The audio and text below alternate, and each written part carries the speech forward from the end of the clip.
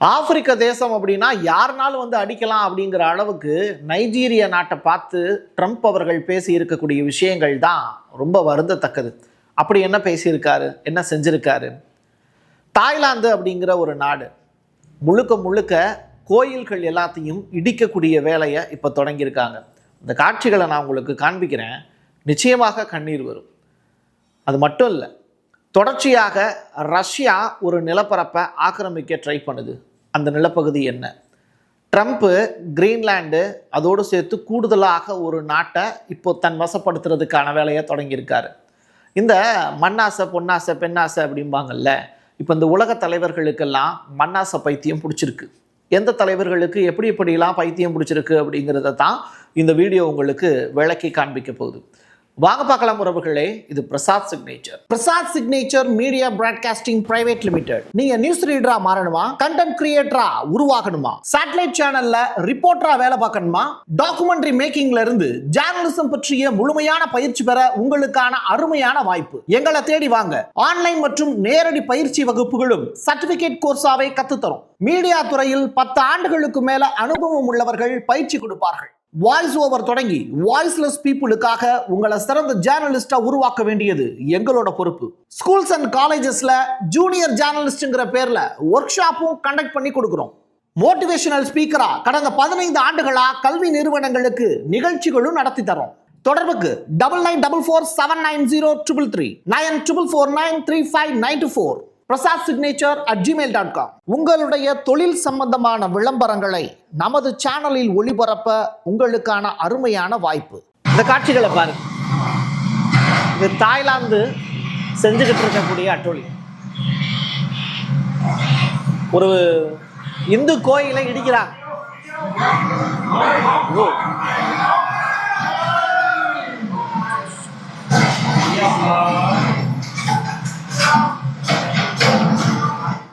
மலை உச்சியில் இருக்கக்கூடிய ஒரு பிரம்மாண்டமான ஒரு இந்து கோயில் இடிக்கப்பட்டிருக்கு அப்படிங்கிற தகவல். தாய்லாந்து இராணுவத்தால் இந்து கடவுள் சிலை இடிக்கப்பட்டுள்ளது. சொந்த நாட்டில் இருக்கக்கூடிய கோயிலை தான் இடிச்சிருக்காங்க. அப்போது அந்த இராணுவம் தான் அந்த வேலையை செஞ்சுருக்காங்க.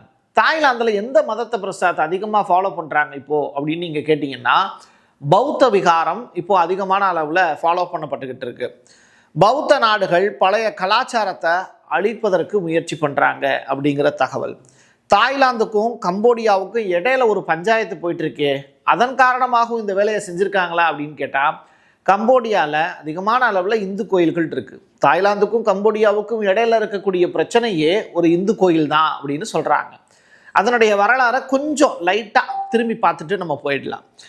1962 சர்வதேச நீதிமன்றம் கொடுத்த தீர்ப்பு, கம்போடியா எல்லையில் இருக்கக்கூடிய பிரிகா விகார் அப்படிங்கிற சூரிய மன்னன் காலத்தில், நம்முடைய தமிழ் மன்னன் காலத்தில் கட்டப்பட்ட ஒரு கோயில். அதை வச்சு தான் 2 பேரும் எல்லைகளை வகுத்துக்கிட்டாங்க. இப்போது அதை வச்சு தான் சண்டையும் நடந்துக்கிட்டு இருக்கு. தாய்லாந்து தாக்குதல் நடத்தியதால உலகமே அதிர்ச்சி அப்படின்னு. இவங்க இப்போ சும்மாவே இருக்க மாட்டாங்க. இந்த தாய்லாந்துக்காரங்க தொடர்ச்சியாக அந்த நாட்டில் வந்து பெண்களை வைத்து வியாபாரம் செய்யக்கூடிய நிகழ்வுகள் அப்படிங்கிறது அதிகமாக அரங்கேறிக்கிட்டு இருக்கு. அதனாலேயே அவங்களுடைய புத்தி பேதலிச்சிருச்சு போல. இப்படிப்பட்ட நிலையில க்ராபோய் அப்படின்னு சொல்லிட்டு ஒரு கோயில், டாங்க்ராக் அப்படிங்கிற மலைத்தொடரில் அமைஞ்சிருக்கக்கூடிய பழங்கால இந்து கெமர் கோயில் அப்படிம்பாங்க. இது அழிக்கப்பட்ட காட்சிகளும் இப்போ வேதனை தரக்கூடிய செய்தி தான். இது எல்லாத்தையும் தாண்டி இந்த 2 நாடுகள்லையும் அமைதி இல்லைங்கிறதுனால மக்கள், உன் நாட்டில் எதுக்கடா இருக்கணும், போ நீயே எல்லாத்தையும் இடிச்சுக்கோ, நீயே வாழ்ந்துக்கோ அப்படின்னு மக்கள் அந்த நாடுகளை விட்டே ஓடுறாங்க. பிரியா விகார் அப்படிங்கிற கோயிலுக்காக மக்களுடைய உயிர் அங்கே பறிக்கப்படுதுங்கிறதுனால கோயிலை நீ வச்சுக்கோ, நீயே இராணுவத்தையும் கொண்டு போய் அங்கே வச்சுக்கோ, மக்கள் யாரும் கும்பிடவும் போக முடியாது, வாங்கல வாழவும் விட மாட்டேன், நாங்கள் நாட்டை விட்டே போகிறோம்னு தாய்லாந்து கம்போடியா எல்லையில் இருக்கக்கூடிய மக்கள் வந்து 2 நாடுகள்லையுமே காலி பண்ணி போயிட்டே இருக்காங்க. இது நடந்துக்கிட்டே இருக்குது கடந்த 1 மாதமாக. பாருங்க, நம்ம சூரியவர்மன் யானையில் கம்பீரமாக வந்துக்கிட்டு இருக்காரு. இப்போது 1000 வருஷத்துக்கு முன்னாடி கம்போடியாவில் இருக்கக்கூடிய அங்கோர்வாட் கோயிலே இலக்கு. தொடர்ச்சியாக இந்து கோயில்கள் அப்படிங்கிறது இங்கே சூறையாடப்பட்டு கொண்டு இருக்கிறது. அடுத்ததாக தாய்லாந்தினுடைய இலக்குங்கிறது உலக பிரசித்தி பெற்ற நம்முடைய தமிழ் மன்னன் சூரியனுக்காக கட்டப்பட்ட ஒரு பிரம்மாண்ட கோயில். அது அப்படிப்பட்ட கோயில் தான் அவங்களுடைய இலக்குன்னு சொல்லப்படுது. ஸோ பௌத்த கோயிலாக அதை மாற்றுறதுக்கான வேலையும் செய்ய தொடங்கியிருக்காங்க. அன்றைய சிவனுக்காக எழுப்பப்பட்ட சூரியனார் கோயில் தான் அடுத்த இலக்கு அப்படின்னு சொல்லப்படுது. சரி, இப்போ தாய்லாந்து கம்போடியா பஞ்சாயத்தை பற்றி உங்களுக்கு தெளிவாக புரிஞ்சிருக்கும். அடுத்ததா ட்ரம்ப் எடுத்திருக்கக்கூடிய பிரம்மாஸ்திரம் என்ன? இவர் பேசுறத first கேட்டுவாங்க. Thank you, sir. You've named Governor Landry to be new special envoy to Greenland. How do you Greenland. see that role entailing, and is it still your intention that Well, he Greenland called become part of me. the US? He viewed Louisiana, the Louisiana Purchase. He said, "I'm governor of Louisiana," and he said, "I would love." I didn't call him. He called me. He's very proactive. He's a great guy. He's a deal guy. He's a deal maker type guy. And we need it for national protection. We need Greenland for national protection. They have a very small population. And I don't know, they say Denmark, but Denmark has spent no money. They have no military protection. They say that Denmark was there 300 years ago or something with a boat. Well, we were there with boats too, I'm sure. So okay போதும் நான் தமிழ்லேயே உங்களுக்கு சொல்லிடுறேன். கிரீன்லாந்தை கைப்பற்றுவது நமது தேசிய பாதுகாப்பிற்கானது. அதே நேரத்தில் Denmark அப்படின்னு சொல்லப்படக்கூடிய அந்த கிரீன்லாந்து அவங்கக்கிட்ட மிலிட்ரியே கிடையாது அப்படிங்கிற ஸ்டேட்மெண்ட்டையும் சொல்லியிருக்காரு. ரெண்டாவது, ரஷ்யாவும் சீனாவும் அவங்களுடைய கடல் பகுதியை சுற்றிருக்காங்க அப்படிங்கிற ஒரு ஸ்டேட்மெண்ட்டையும் சொன்னார். உடனே செய்தியாளர் டக்குன்னு குறுக்கிட்டு, அப்படி ஒன்றும் தெரியலையே சார் அப்படின்னு கொஸ்டின் கேட்டார். உடனே தம்பி, அதை பற்றி உனக்கு தெரியாது, கனிமத்திற்காக நான் இதை செய்யலை, அங்கே இருக்கக்கூடிய அரிய பொருட்களுக்காகவோ கிரீன்லாந்தை ஆக்குப்பை பண்ணணும் அப்படிங்கிறதுக்காகவோ என்னுடைய மருமகனும் என்னுடைய மகனும் அதை ஆசைப்படுகிறார்கள் அப்படிங்கிறதுக்காகவோ அதுக்காக நான் இதை செய்யலை. ஆனால் நான் எதுக்காக செய்கிறேன், ரஷ்யாவும் சீனாவும் கிரீன்லாந்தை ஆக்குப்பை பண்ணிடக்கூடாது, அது அமெரிக்காவுக்கு ஆபத்தாக முடிஞ்சிடும். அதனால் பக்கத்து நாடாக இருக்கக்கூடிய இராணுவம் இல்லாத ஒரு சூழ்நிலையில் தவிச்சுக்கிட்டு இருக்கக்கூடிய கிரீன்லாந்துக்கு பாதுகாப்பு கொடுக்கணும்னு நான் நினைக்கிறது தப்பா என்ன அப்படின்னு கேட்குறாரு. ட்ரம்ப் பேசினதை பார்த்தீங்க. அடுத்து ட்ரம்ப்புக்கும் வெனிசுலாவினுடைய அதிபர் மதுராவுக்கும் இடையில தான் பெரிய அளவிலான வாக்குவாதம்ங்கிறது இப்போ போயிட்டுருக்கு. அது உங்களுக்கும் தெரியும். இப்போது மதுரா அவர்கள் ஒரு ஸ்டேட்மெண்ட் ஒன்று சொல்லியிருக்காரு. 3வது எண்ணெய் கப்பலையும் நீங்கள் வசப்படுத்திட்டீங்க, எங்களுடைய எண்ணெய் கப்பலை திருடுறதுக்கான வேலையை அமெரிக்கா தொடர்ச்சியாக செஞ்சுக்கிட்டு இருக்கு.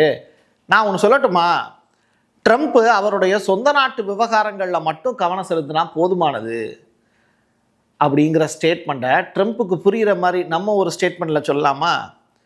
ஒருத்தனுக்கு எந்திரிச்சு நிற்கிறதுக்கே முடியலையா, அவனுக்கு 9 பொண்டாட்டி கேட்குதான்னு நம்ம ஊரில் வடிவேலு படத்தில் நம்ம ரஜினிகாந்த் சொல்லக்கூடிய டயலாக்கை தான் இப்போது ட்ரம்ப்புக்கு நம்ம நினைவுபடுத்த வேண்டிய தேவை இருக்குது. வெனிசுலாங்கிற நாடில் ஏகப்பட்ட எண்ணெய் வளம் இருக்குது, அதை திருடுறதுக்கு தான் ட்ரம்ப் முயற்சி பண்ணுறாரு. ஸோ இதுவும் வெட்ட வெளிச்சமாக உலகத்திற்கு தெரியுது. ஐக்கிய நாடுகள் சபையிலையும் போய் வெனிசுலா முறையிட்டுட்டாங்க. ஆனாலும் அதற்கான பயன் அப்படிங்கிறது கிடைக்கல வெனிசுலாவுக்கு. திருடனா பார்த்து திருடனா விட்டால் திருட்டை ஒழிக்க முடியாதுங்கிற கதையெல்லாம் இங்கே ஆகாது. திருடனை பிடிச்சி அடித்தா மட்டும்தான் அவனை திருந்துறதுக்கான வாய்ப்பு அவனுக்கு கொடுக்கப்படக்கூடிய தண்டனை. அந்த தண்டனை ட்ரம்ப்புக்கு கொடுக்கறதுக்கான வேலையை ஐக்கிய நாடுகள் சபை செய்யணும் அப்படிங்கிறது தான் இங்கே மதுரா அவர்கள் வைக்கக்கூடிய கோரிக்கை. அடுத்ததா இந்த காட்சியை பாருங்க. இது எங்கே பறக்குது அப்படின்னா நைஜீரியாவினுடைய எல்லை பகுதியில் பறந்துகிட்டு இருக்கு.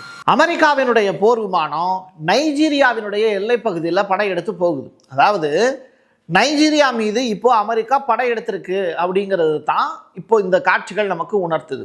எதனால நைஜீரியா மீது அமெரிக்கா படையெடுக்கணும்?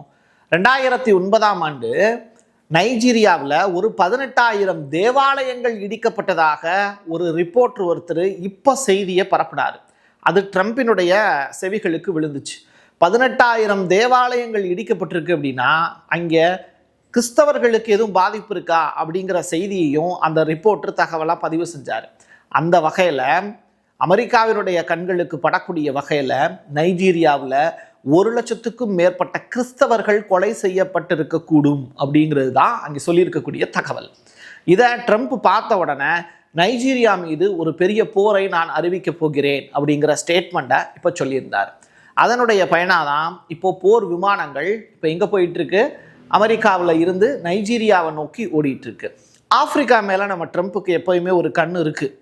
அதில் இப்போ என்னென்னா ரஷ்யா இந்த தகவலை தான் கொடுத்துருக்காங்க. ஆர்டி நியூஸ் இந்த தகவலை கொடுத்து ஆப்பிரிக்க நாடுகளை அடிமைப்படுத்துவதற்கு யார் நினைக்கிறா, அமெரிக்கா நினைக்கிறாங்க அப்படிங்கிற செய்தியையும் ஆர்டி நியூஸ் ஸ்புட்னிக் அவங்க பதிவு செஞ்சுருக்காங்க. ஸோ நைஜீரியாவில் இருக்கக்கூடிய அரசு இப்போ பயந்துட்டு போய் நிற்கிது. காரணம் என்னென்னா உலகத்தினுடைய வல்லாதிக்க சக்தியாக இருக்கக்கூடிய அமெரிக்காவை எதிர்த்து அவங்களால தன்னை காப்பாற்றிக்க முடியுமா அப்படிங்கிற அச்சம் அவங்களுக்குள்ளே இருக்குது. ஆப்பிரிக்காவில் இருக்கக்கூடிய பர்கினோ பாசோ உள்ளிட்ட நைஜர் உள்ளிட்ட நாடுகளுக்கெல்லாம் அங்கே இருக்கக்கூடிய இமிக்ரேஷன் இஷ்யூ இருக்குல்ல, அதையும் ட்ரம்ப் கையில் எடுத்து இப்போ என்ன பண்ணுறாரு, இவங்கெல்லாம் நம்முடைய நாட்டுக்குள்ளே வரக்கூடாதுங்கிற தடையும் விதிச்சிட்டாரு. ஆப்பிரிக்க மக்கள், கருப்பின மக்கள் மேலே ட்ரம்ப்புக்கு இருக்கக்கூடிய காட்டமான உணர்வு இனவெறி தாக்குதலாக மட்டுமே பார்க்க முடியும். அடுத்ததா ரஷ்யாவுக்கு மண்ணாசை இல்லையா என்ன? அவங்களுக்கும் இருக்குது. உக்ரைனுடைய நிலப்பகுதியை நிறைய விஷயத்தை கைப்பற்றிட்டாங்க. இப்போது கலினின்கிராட் அப்படின்னு சொல்லிட்டு ஒரு பகுதி, இந்த பகுதி எங்கே இருக்குன்னா ரஷ்யாவினுடைய பனிபடர்ந்த பிரதேசங்கள் முழுமையாக நிரம்பி இருக்கு. பனியே இல்லாத ஒரு ஊர் எதுன்னா இந்த கலினின்கிராட் அப்படிங்கிற இடம். அப்போது ரஷ்யர்கள் டூர் போகணும் அப்படின்னு நினச்சா பக்கத்தில் அங்கே போயிட்டு வருவாங்க. இப்போது அந்த இடத்த ரஷ்யர்கள் பயன்படுத்த முடியாத அளவிற்கு போலந்து அப்படிங்கிற நாடும் லிதுவேனியா அப்படிங்கிற நாடும் கைப்பற்றி வச்சுருக்காங்க. அப்போது இதை நாட்டோ திருடி இருக்கு அப்படிங்கிறது தான் ரஷ்யாவினுடைய லேட்டஸ்ட் புகார். எனக்கு அது வேணும் அப்படின்னு இப்போ ரஷ்ய அதிபர் விடாப்பிடியாக இருக்கார். உக்ரைன் பஞ்சாயத்தே பெருசாக போயிட்டுருக்கு. இப்போ புதிதாக இந்த கலினின்கிராட் பஞ்சாயத்தும் மண்ணாசையால் இப்போது கவரப்படுமா அப்படிங்கிற கொஸ்டின் மார்க். அடுத்ததா வெங்காயம் கேள்விப்பட்டிருக்கீங்களா? வெங்காயம்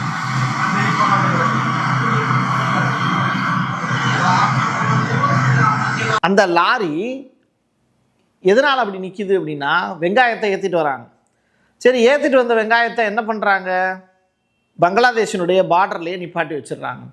உள்ளுக்குள்ளே இந்த ஜென்சி அப்படின்னு சொல்லப்படக்கூடிய ஜென்னிசெட் மாணவர்கள் உள்ளுக்குள்ளே விட மாட்டுறாங்க. அதுக்குள்ளே அப்படி என்ன இருக்குது அப்படின்னு சொல்லி பார்த்தா முழுக்க வெங்காயத்தை மட்டும் இல்லை, 6000 டன்னு வெங்காயம் உள்ளுக்குள்ளே போக முடியாமல் 200 லாரிகளில் வெளியிலே நிற்கிது. ஸோ என்ன பிரச்சனை இங்கே? மாணவர் அமைப்பு எப்பயுமே போராட்டம் பண்ணிக்கிட்டே இருக்காங்களே, என்ன காரணம் அப்படிங்கிறத தேடி பார்க்கும்போது ஒரு விஷயம் நமக்கு புலப்படுது. என்னென்னா பங்களாதேஷ் முழுவதுமே இந்த மாணவர் அமைப்பு நடத்தக்கூடிய போராட்டம்ங்கிறது அங்கே பாகிஸ்தானோடு அவங்க கொண்டிருக்கக்கூடிய நட்பின் காரணமாக தான் ஒரு பெரிய வன்முறையை இங்கே தூண்டி விட்டுக்கிட்டு இருக்காங்க. இந்தியா மீது தேவையற்ற புகார் அவங்க சுமத்திக்கிட்டு இருக்காங்க. அங்கே ஒரு மாணவர் இறந்து போயிட்டாரு அப்படின்னா அதற்கு இந்தியாவை குறை சொல்வது எந்த வகையில் நியாயம் அப்படிங்கிறது தெரியல. சரி, இதை நம்ம சொன்னோம் அப்படின்னா நீ ரிப்போர்ட்டர் என்னாலும் பேசுவ அப்படின்னு சொல்லுவாங்க. ஆனால் பாகிஸ்தானை சேர்ந்த ஒரு மூத்த குடிமகன் என்ன சொல்கிறாருன்னு பார்ப்போம். এই বাংলাদেশের যে মুসলিম দেশ তারা আবার এদের সাথে এরা স্পেশালিস্ট আমার দেশ পাকিস্তানি প্রফেশনে আমি ছিলাম টাকা কেন এরা যত ছিল ஓகே, இப்போ அவர் அப்படி என்ன பேசுகிறாரு அப்படின்னா வங்கதேசத்தினுடைய மூத்த குடிமகன் கவலை தெரிவிக்கிறார். அவர் தான் 1971 எங்களுக்கு சுதந்திரம் கிடைக்கிறதுக்கு இந்தியா உதவி செஞ்சிச்சு. அந்த காலகட்டம் பற்றி அறியாத இந்த தலைமுறையை நினைக்கும் போது எனக்கு வேதனையாக இருக்குது அப்படிங்கிற ஸ்டேட்மெண்ட்டை சொல்லியிருக்காரு. அப்போது உங்களுக்கு சுதந்திரம் கிடச்சி இன்னைக்கு சுத்தமான ஒரு நாடாக வங்கதேசம் இருக்குது அப்படின்னா அதுக்கு காரணம் இந்தியா தானே, அதை மறந்துட்டீங்களே அப்படின்னு 1971 இந்தியா வாங்கி கொடுத்த, ரஷ்யா வாங்கி கொடுத்த அந்த சுதந்திரத்தை நினச்சி பெருமை பொங்க பேசிக்கிட்டு இருக்காரு ஒரு மூத்த குடிமகன். ஆனால் இன்னைக்கு இருக்கக்கூடிய இளசுகளுக்கு அந்த சுதந்திர வரலாற்றை பற்றிய விவரங்கள் தெரியாமல் இந்தியா மீது பழி போட்டு தன்னைத்தானே அழித்து கொண்டிருக்கிறார்கள் அப்படிங்கிறது தான். மண்ணாசை இருக்க வேண்டியது தான். பாகிஸ்தானை வச்சு அமெரிக்கா ஆட்டம் காட்டுது. அதே நேரத்தில் நைஜீரியாவையும் பிடிக்க ட்ரை பண்ணுது அமெரிக்கா. இன்னொரு பக்கம் ரஷ்யா இன்னொரு நிலப்பரப்பை அக்குப்பை பண்ண ட்ரை பண்ணுறாங்க. தாய்லாந்துக்கும் கம்போடியாவுக்கும் இடையில நடக்கக்கூடிய பிரச்சனையை நான் அவங்களுக்கு காண்பிச்சேன். ஒட்டுமொத்த உலகத்திலையுமே இங்கே அடுத்த கட்டமாக நில ஆக்கிரமிப்பு அப்படிங்கிறது தான் இங்கே பெரிய பிரச்சனையாக மாறி போய் நிற்கிது. இந்த மாதிரியான சூழ்நிலையை நம்ம புரிஞ்சுக்கிட்டா மட்டும்தான் தமிழ்நாடு தமிழருக்கே அப்படிங்கிற அந்த வார்த்தைக்கான அர்த்தம் ஏன் சொன்னாங்கங்கிறது உங்களுக்கு புரியும். என் கையெழுத்து என் மக்களுக்கான உறவுகளே, மீண்டும் ஒரு பதிவில் சந்திக்கலாம். நன்றி, வணக்கம். Prasad signature media broadcasting private limited. நீங்க நியூஸ் ரீடரா மாறணுமா, கண்டென்ட் கிரியேட்டரா உருவாகணுமா, சேட்டலைட் சேனல்ல ரிப்போர்ட்டரா வேலை பார்க்கணுமா, டாக்குமெண்ட்ரி மேக்கிங்ல இருந்து ஜேர்னலிசம் பற்றிய முழுமையான பயிற்சி பெற உங்களுக்கான அருமையான வாய்ப்பு. எங்களை தேடி வாங்க. ஆன்லைன் மற்றும் நேரடி பயிற்சி வகுப்புகளும் சர்டிபிகேட் கோர்ஸாவே கத்துத்தரும். மீடியா துறையில் 10 ஆண்டுகளுக்கு மேல அனுபவம் உள்ளவர்கள் பயிற்சி கொடுப்பார்கள். வாய்ஸ் ஓவர் தொடங்கி வாய்ஸ்லெஸ் பீப்புளுக்காக உங்களை சிறந்த ஜேர்னலிஸ்டா உருவாக்க வேண்டியது எங்களோட பொறுப்பு. ஸ்கூல்ஸ் அண்ட் காலேஜஸ்ல ஜூனியர் ஜேர்னலிஸ்ட்ங்கிற பேர்ல ஒர்க் ஷாப்பும் கண்டக்ட் பண்ணி கொடுக்கிறோம். மோட்டிவேஷனல் ஸ்பீக்கரா கடந்த 15 ஆண்டுகளா கல்வி நிறுவனங்களுக்கு நிகழ்ச்சிகளும் நடத்தி தரோம். தொடர்புக்கு 9944790333 94493594 prasad@gmail.com. உங்களுடைய தொழில் சம்பந்தமான விளம்பரங்களை நமது சேனலில் ஒளிபரப்ப உங்களுக்கான அருமையான வாய்ப்பு.